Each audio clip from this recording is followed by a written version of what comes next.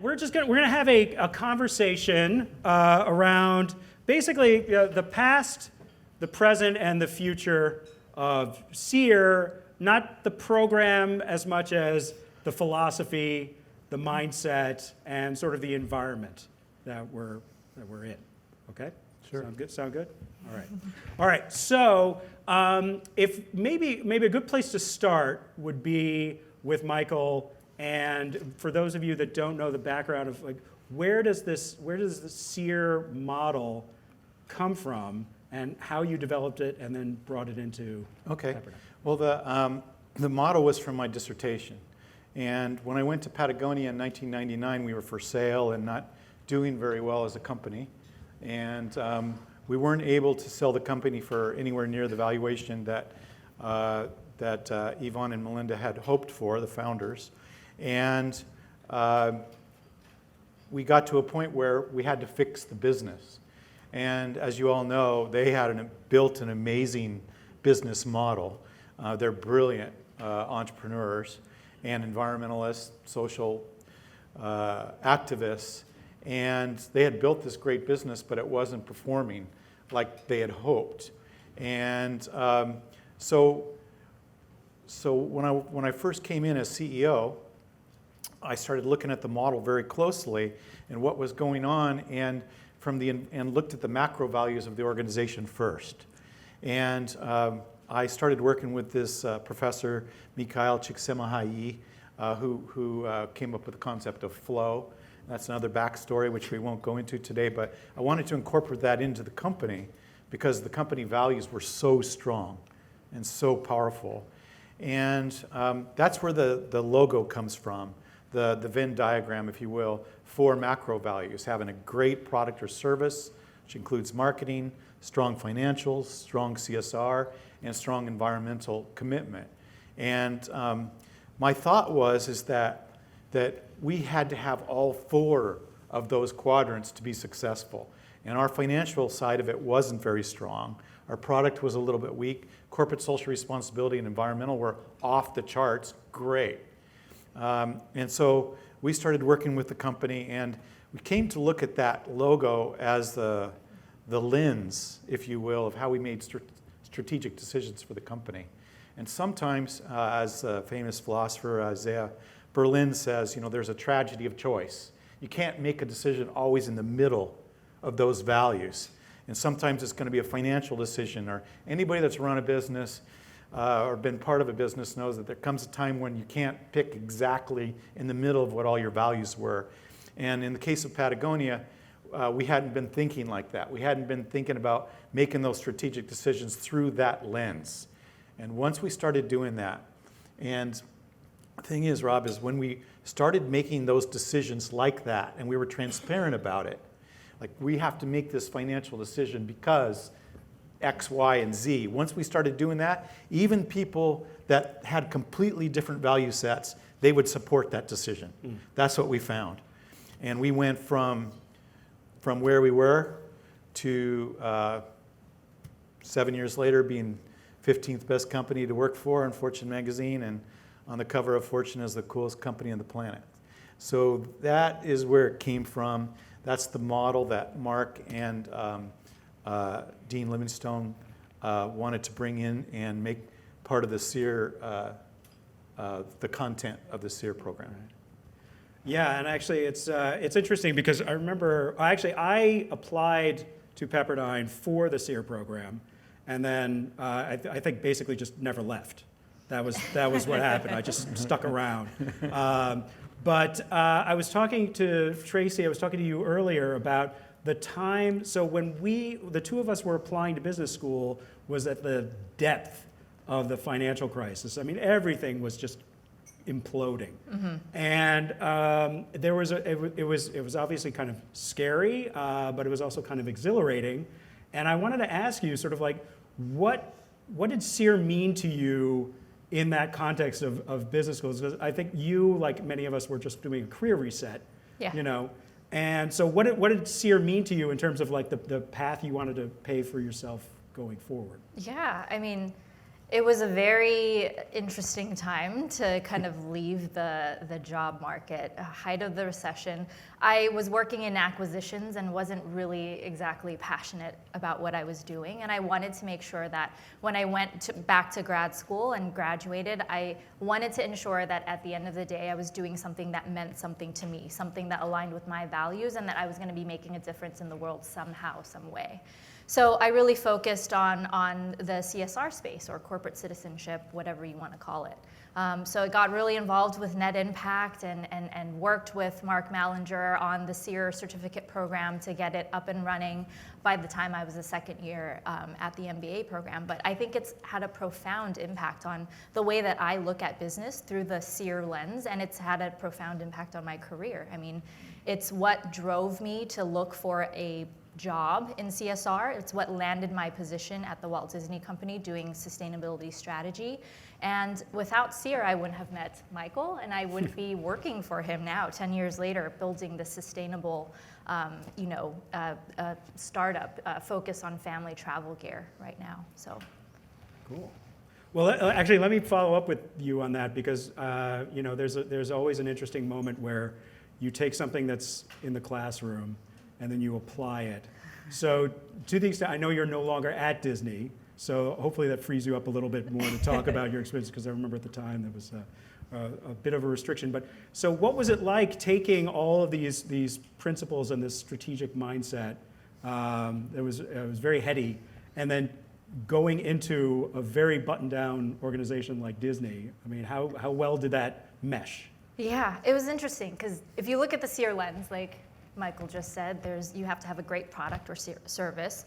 You have to have the financials, the social, and the environmental. Going into the Walt Disney Company, I mean, they're doing quite well financially. They have a really strong product and service. They build amazing content and experiences for consumers.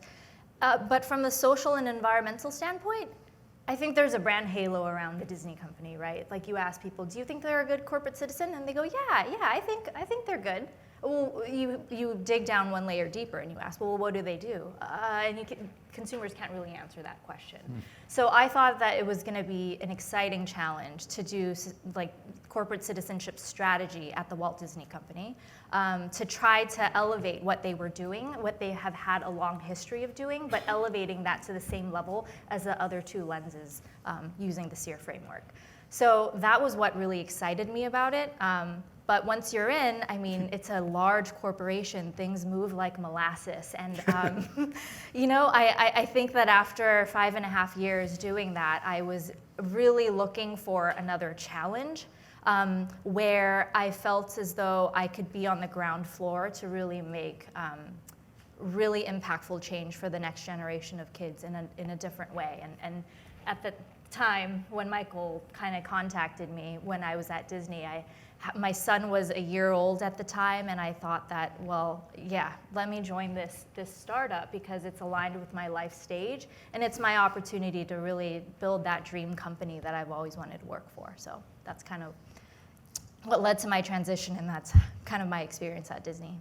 Okay, well, I don't think we can avoid it anymore. Let's talk about the startup then, because I think it's been, we've been teasing it enough. So let's start. Can I ask you to talk a little bit, or can I just make a comment about just kind of follow along with that? Is that the original, starting the SEER program and having the SEER be advanced strategy, if you will. The idea was to be able to train and inform these bright people that you needed to have all 4 quadrants to be a C-suite type of person. To be a strategist, you had to understand sustainability in today's world. If you didn't understand it, you didn't understand creativity, you didn't understand innovation, you didn't understand catalytic mechanisms and value chains for a competitive advantage. So the idea was that if you're a finance person, then you need this person over here in sustainability, and if you're a sustainability person, you need to understand the corporate social responsibility side of it. And if you're a corporate social responsibility, you need to understand that what does it mean to have a great product or service. So finding an athlete, as you will, that understands all of those things gives someone runway to go all the way in their career. And that's when we were starting this company. The first 2 people I hired were both ex-advanced strategy students, Tracy and this other young man, Jeff Lockie from University of Oregon. They were both athletes that understood that, because we only started with 2 employees. It's like everything, starting, incorporating the business, every part of it. So Tracy was doing everything in the beginning, and then we just start, and now, as you get over 20 employees, things change. But I really want to make that, emphasize that point, is that so often old guys like me, they don't realize that I was telling Rob earlier, behind the curtain here, he said, how am I going to shut you up, basically? And I said, it's a lot easier than it used to be. Because like at WAYB right now, our little startup, I have all these millennials working for me, and they're all so smart that I finally figured out the more I keep my mouth shut, the better the company does. And that's a really cool thing when that happens. And so that just kind of reinforces the importance of this sort of education. When we were concepting this company, it really started, the seeds of it started 25 years ago when I was working with a friend of mine at one of my first CEO jobs at Kelty Pack Company. And we were having a lot of trouble, and I met him. He said he wanted to be in the business, cut and sew. And I gave him his first orders. He named this first factory K1, and now it's the world's largest bag and pack maker on the planet. 12,000 workers just in one place, and there's also Vietnam, Philippines, and Korea. And so I've had a long-term friendship with him. And his son, Tio, who's in the audience today, Tio, and I have been close friends for a long time. He interned at Kelty when he was 10 years old. He's been in this business from the very beginning. So, and he's been in the manufacturing, he's been in the distribution, he's been on the sales and marketing side of distribution, international distribution. And so Tio, his father, and I founded this company based on the idea that we could disrupt an industry based on SEER principles. So our first product we came up with is this one. And this is a full-on car seat, travel car seat. Most car seats are about 30 pounds. This one's 8 pounds. It's aluminum, which we heard about earlier today, which is recycled and recyclable. It doesn't have any foam in it, so there's no off-gassing into the kids' lungs. There's a wool-type mesh fabric, so there's no FR treatment on it, so that's carcinogenic.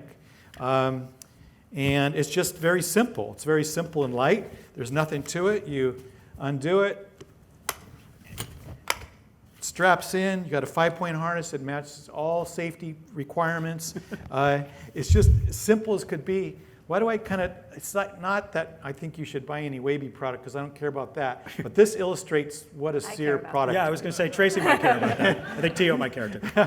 But the thing is that we've completely disrupted the market. Our target market, millennials, that we want to continue to allow them to travel, and when they find out there's no off-gassing into their baby's lungs, when they find out that it's 8 pounds versus 30 pounds, when they find out about the FR treatment, it's just an immediate sale. Originally, one more thing. Originally, when we first started pulling the team together, I remember Tracy and Tio telling me we're going to do this Indiegogo campaign, and we're going to do a video on this product, and people are going to look at it, and they're going to order it, brand new brand name, WAYB, had no track record at all. They're going to shell out $350 and not get delivered for 6 months, and we're going to get $600,000 to $700,000 of orders. I just said, no way. That is not going to happen. That does not happen. Boom, it happened. And that's like one of those ahas. Okay, we have a great product, and we have a great team of people that really understand how to market in today's omni-channel world. So that's WAYB. And Tracy was from the very beginning, her and Jeff have led the company along with Tio, the CEO. Yeah. we're recording this, so that actually could be your infomercial right here. For We just our need next 4 easy Indiegogo payments campaign. I can't do the math right now. So this is now your life as the COO of WAYB, and it is very cool. My kids are now old enough that mostly they're out of car seats, but I mean, the idea of an 8-pound car seat versus 30, I would probably be in better shape today if I hadn't been hauling those around. So, but in terms of working for a startup, I mean, especially given where you were coming from, does the experience at Disney translate at all, or does it? What was that like? Yes and no. I think that when you're working in an existing corporation, there's a lot of red tape and a lot of existing structural, and processes that are already in place. Whereas at a startup, you can start it from new.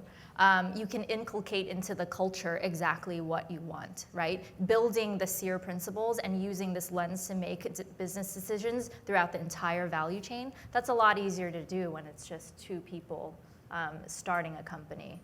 But there are challenges. The highs are highs, the lows are low, but it's very exciting.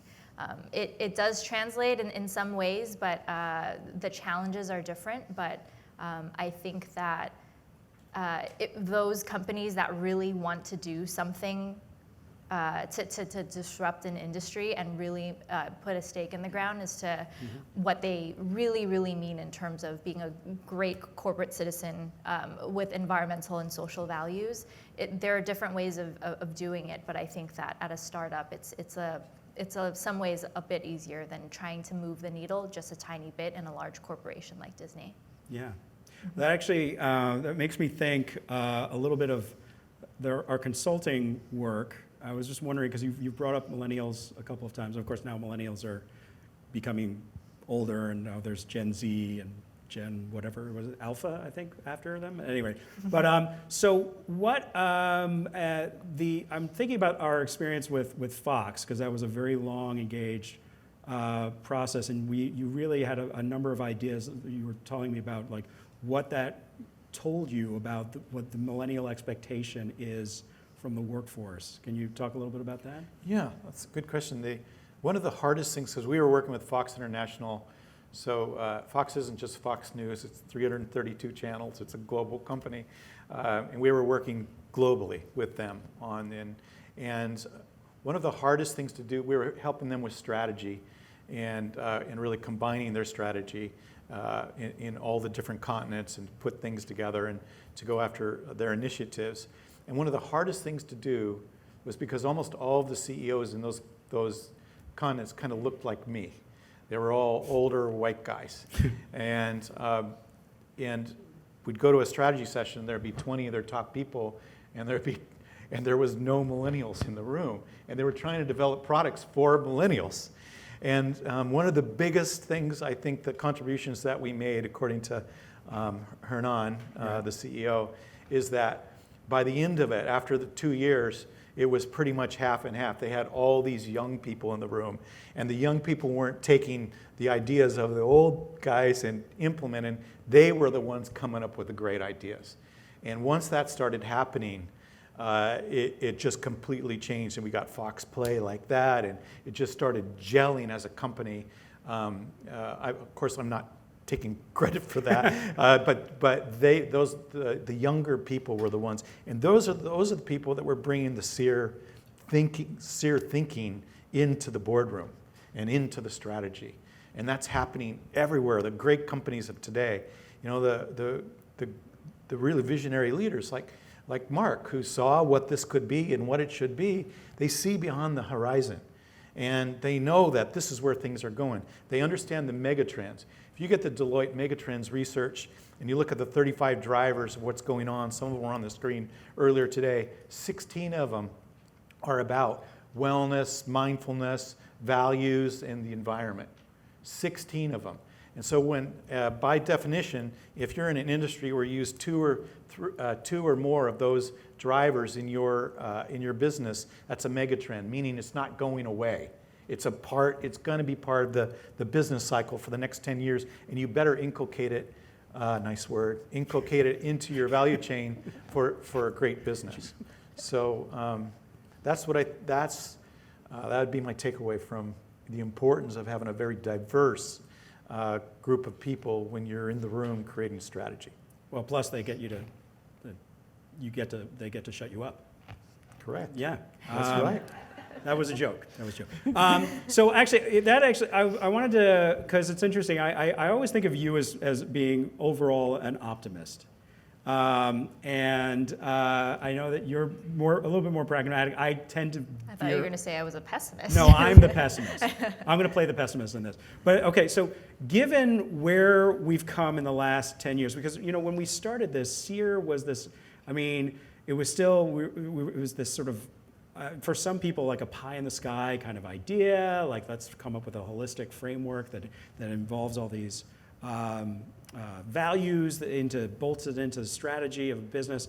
And I would say, in some ways, like the conversation has moved beyond this is a nice to have to something much more necessary. In other ways, of course, the environment out there, and I'm not talking about the environment, like the overall environment, has gotten a lot more.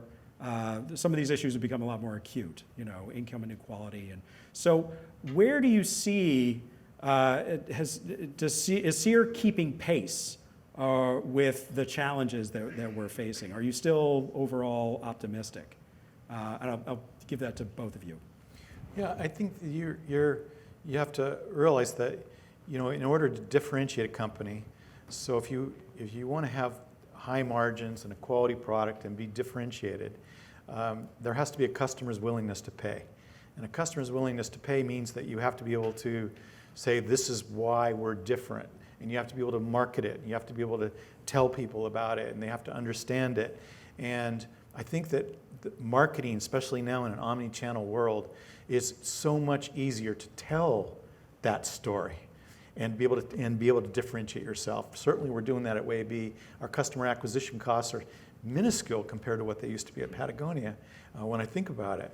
But you have to be creative about it. You can't, well, I'll give you an example. So Patagonia, Yvonne again, all the great ideas came from Yvonne and Melinda. But they had an idea, this 1% of revenue or 10% of pre-tax goes into the environment, whichever is greater. And Yvonne asked me one day, he said, why isn't anybody else doing it? I said, well, maybe we should think about branding it, marketing it. The next day I come in, he's in the longboard room with all the marketers, and he comes up with this term, 1% for the planet. He'd been doing it for years and years, and no one was doing it. He comes up with that term. We created an LLC, and now there's thousands of companies doing it, and millions of dollars going into the environment. But what does that do? Every $5,000 you send to somebody to do a river cleanup or whatever, they got 40 people. You just got those 40 people for $5,000. That's your lowest customer acquisition cost you're ever going to get. So Michael Porter would argue that that's shared value. Society wins and the organization wins. So again, back to your question, is SEER keeping up? I think absolutely, because when you look through a lens like this, you see that the product and the marketing and the way you put it together has to go with the corporate social responsibility and the environment and the finance, and it all works together. And when it works together, you get that differentiation, you get the customer's willingness to pay, you get a great company. Wow. The only thing I would add to that is just, doing sustainability strategy at Disney. At the time that I was working there, it was, 5 different industries, 8 different brands. So when you think about coming up with a strategy for a hotel and theme park versus radio, TV, movies, film, all of that, it's a very different way that you have to think about it. But you have to use the SEER lens and adapt it to whatever you're working on, and to ensure that all 4 are the lenses that you're using to make every business decision to ensure that there is shared value. And it's okay if, like Michael said earlier, if your end decision isn't right in the middle of the 4 quadrants. Sometimes you do have to make a decision that's going to lean more towards the financials. But if it's going to be right for that particular business and it's going to have a multiplier effect in terms of shared value and the impact, that's where you win. Nice. That's great. Can you, actually, I was just wondering if I maybe solicit an example of a conflict between those values maybe from each of you in turn. So I'll start with you, Michael, in terms of like an experience that you had where there's.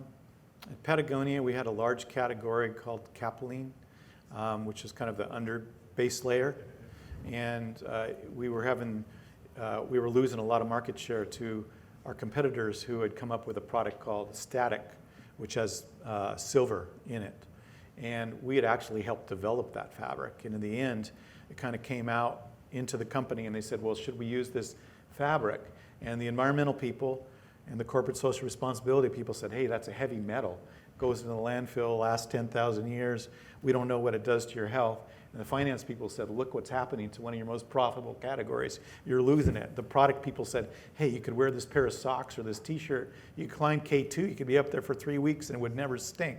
It's a beautiful product. So that was one of those, it's a total tragedy of choice. And ultimately, we made the decision, it landed on my desk, and I made the decision that we couldn't do it. We couldn't use it. And I gave the challenge to one of our scientists, Tatsuno-san, and I said, we have to move fast. We can't use heavy metal, but we have to get the stink out of our product. And he ended up going to Japan, discovering a thing called kitasan, which is ground up crab shells, and putting that into filament fibers. And it turns out it works just as well as heavy metal. We brought that into the product 2 years late. We'd lost market share. But then we started talking about why we didn't use the heavy metals, and we killed it market share-wise.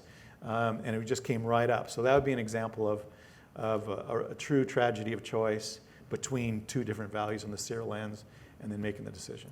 Excellent. One quick example I can share is, after we launched our Indiegogo campaign, we had all of these early adopters and believers in our brand and what we were trying to do. We were getting the product ready, and on the manufacturing side, we really needed to understand full supply chain transparency, where our materials were coming from, and to be able to tell that, know a flame retardant story. Well, one of our suppliers weren't able to give us the proof that we needed for us to really stand our ground to say that, well, we can really create this product without spraying on flame retardants. And so what did that mean?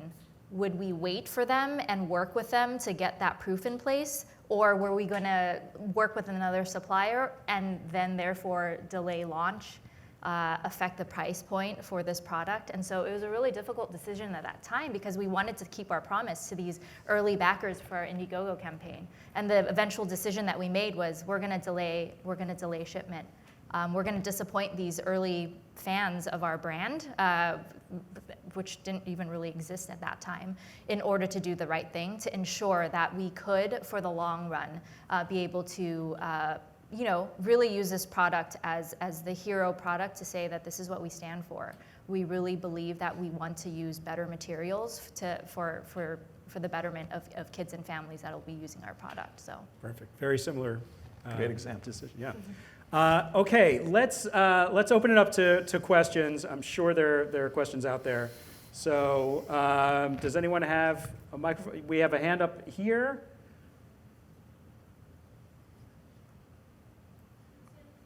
There we go. Hi, thank you so much for taking the time to come in and speak. I was curious about the idea of inculcating, the 4 different dimensions into every part of the value chain of how the company operates. There's only so many decisions that you can kind of oversee and directly make, especially in a managerial role. So how do you really create the culture within the organization of everybody making these individual decisions for themselves, especially as you scale? I can start, and please keep me honest and feel free to add. I think that it's really important to hire the right people. The beauty of working at a startup is you have full control as to who you're bringing in to kind of build this company. So we really, really were intentional in our onboarding process to ensure that everybody understood the mission of our company values, so that no matter where you sit in the organization, you have a say and you have a voice, and every decision that they make, either within their department, they have to kind of look at it through this lens. Even if I am not a part of a meeting, I know with full faith and confidence that our head of product would have asked the question about environmental responsibility. If I wasn't in a marketing meeting, I have full confidence that the marketing team did consider the environmental or social factors of this particular marketing message. I think it really has to do with the onboarding process and really thinking through, an evolved human resource kind of a way of thinking of how you build that culture at the from the very first day that they join the company. Anything? Yeah, I think that's a great answer. And I would only add that, the leadership, like our CEO exhibits these values and lives these values, and everybody sees that. And that's pretty critical as well. You have to be an authentic leader, and he is one. Great. Can we have another question? Over there? Mark Mallinger?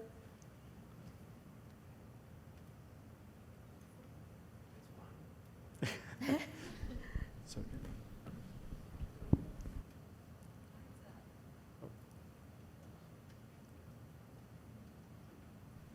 There we go. Okay, there we go. Sorry, mine's less of a question and more of kind of a discussion. So you mentioned that you were at Disney doing this corporate responsibility, and sometimes it moves slow and it could feel like molasses.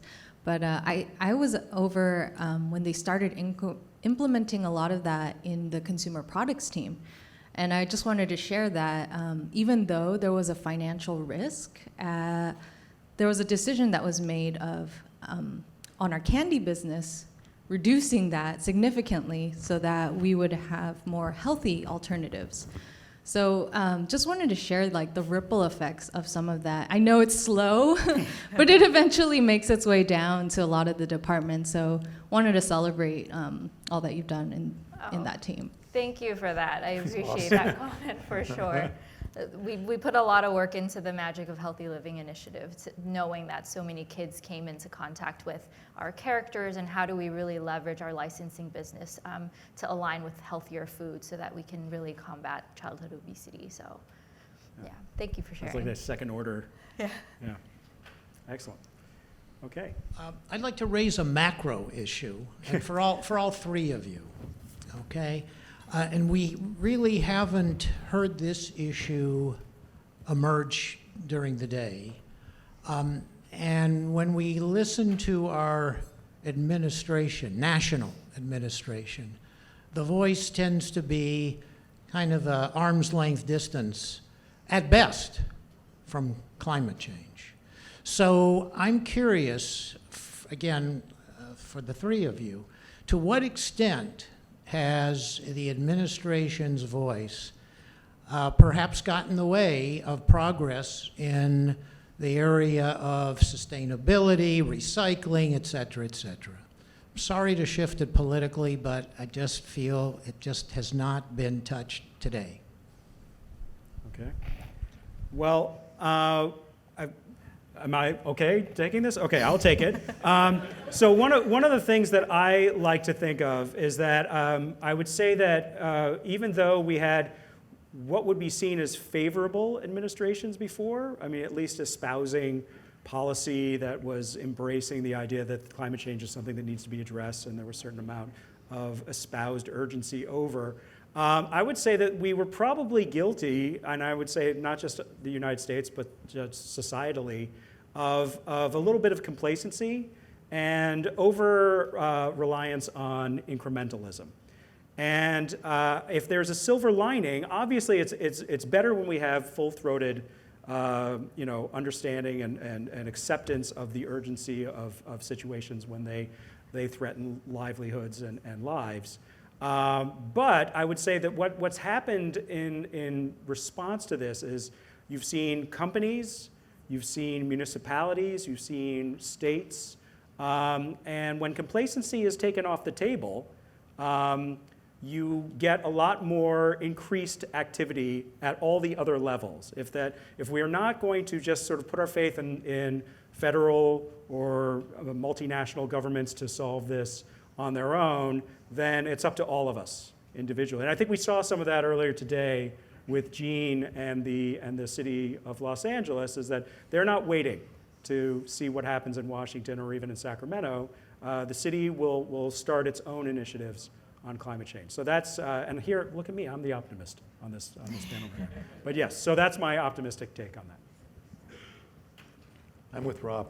Oh, thanks. What he said. What he said, okay, great. Oh, back there? Yes, Manny? Wait, I think it's on. No, it's even more off.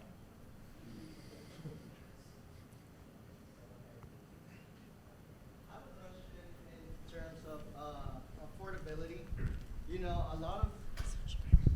a lot of market products like B Corp products or premium products that carry, for example, the car seat carries some wool, is usually more of a premium market product where a lot of the population is priced out. Is there any way we're unintentionally pricing out part of the population that may want to think more sustainable, but can't really afford to think that way in terms of this car seat? Or what is the solution for that? I can take it. Yeah, I think it's a great point. And I've struggled with that my whole career, really working for premium brands. One of our conversations just last week was we have three hard goods. This is one. We have two more coming, real high end that match this sort of a theme, and very very portable, very strong, as environmentally friendly as possible. Best product, the least amount of harm, if you will. But after that, we feel like we can capture the tip of the spear at that point and really do a lot of disrupting in the category. But we can't be truly great until we can develop a mainstream, less expensive product that does the same thing and brings it to the masses. And that's our goal. I think that you raise a great point, and we're going to try to, at least in this little tiny company and little example, we're going to try to do just that. So thank you for your comment. Under the management edict of you can't manage what you don't measure, how are you looking at measuring the success and tracking the responsibility or the accountability of implementing SEER through a program? Are there any innovating ways? Is it showing up on the balance scorecard or other ways to ensure, particularly in a bigger company like Disney, that your SEER efforts are going through the system? So the question is, how do you measure the impact of running a business and kind of a SEER lens type of business? Profit. Profit's a big one.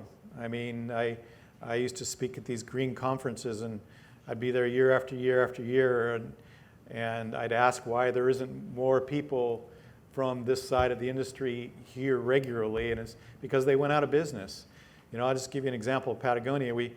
I was at a conference once, not a conference, I was at a talk at a business school, and the business school, at the end of it, people come up usually, oh, that was great, you were great, that was great. And these two young men came up and go, you don't know your customer.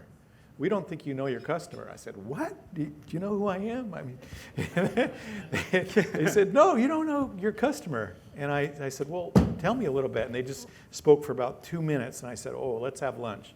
And so we had lunch. And this one guy, the main guy, his name's Mur. We had lunch, and he told me how I didn't know my customer. And by the end of lunch, I had hired him. And he came to Patagonia, and he started doing these deep customer surveys on what our customers wanted from us. And we were leading with the environmental message over and over again, leading with the environmental message. And what he discovered was, first, they wanted to hear about the quality of the product. Second, they wanted to hear about the color and the fit of the product. And third, they wanted to hear about the environment and the environmental aspect of it. And once we changed that around, it completely changed our conversion rate for our catalogs and websites, and really changed our way of thinking. So when you talk about how do you measure the success of it, the business has to be successful in my mind. And you have to constantly get better. And in our case, with this little company, the the environmental impact of this versus what's the plastic seat that are out there with all the foam, with all the fire retardant out there. It's just like, this is a better product if you need a seat. And so I can just do the math of that in my head. But further along on your point, it has to be a successful business. There has to be a customer's willingness to pay. It has to be a great product or service. It has to contribute to corporate citizenship and the environment. And finally, the financials need to pay off as well. All right, we have time for one very quick question. And I think I saw your hand up earlier. Oh, over there. Okay, Larry. Yes. Just real quick, one of the things that attracted me to the SEER model in the beginning was this idea of tragedy of choice, that you can't hit a middle spot, that there's, you got to, sometimes you make a decision this way, sometimes that way. And I'm wondering if you might not be able to elevate that argument to the political argument, if that might not be useful to think about it that way as well, that it's not that we're going to hit this point that's perfect for everybody, that it fulfills everybody's needs, but that there's a tragedy of choice, that even at a governmental level, you have to make some choices some ways, and sometimes it's this way and sometimes it's that way, but it's the discussion that's important. It's the wrestling with the parameters and trying to figure out what really works for you in this particular instance, and then you reevaluate. Could you talk about that a little bit? Because to me, it seems like such a logical way to think about it. I don't know that could be articulated any better than that. Yeah, I don't know what. That's perfect. I completely agree. I had never thought about it like that. I think that's brilliant. Well, tragedy of choice, you introduced me to it, so it's your Okay. Well, with that, I don't want to stop this. I love this so much, but we have some very anxious entrepreneurs back behind the curtain who are waiting to pitch. And so, can you stick around for a little bit? I put you on the spot. It's okay. All right. With that, let's thank Dr. Michael Crooke, Tracy Liu. Thank you. Thank you so much.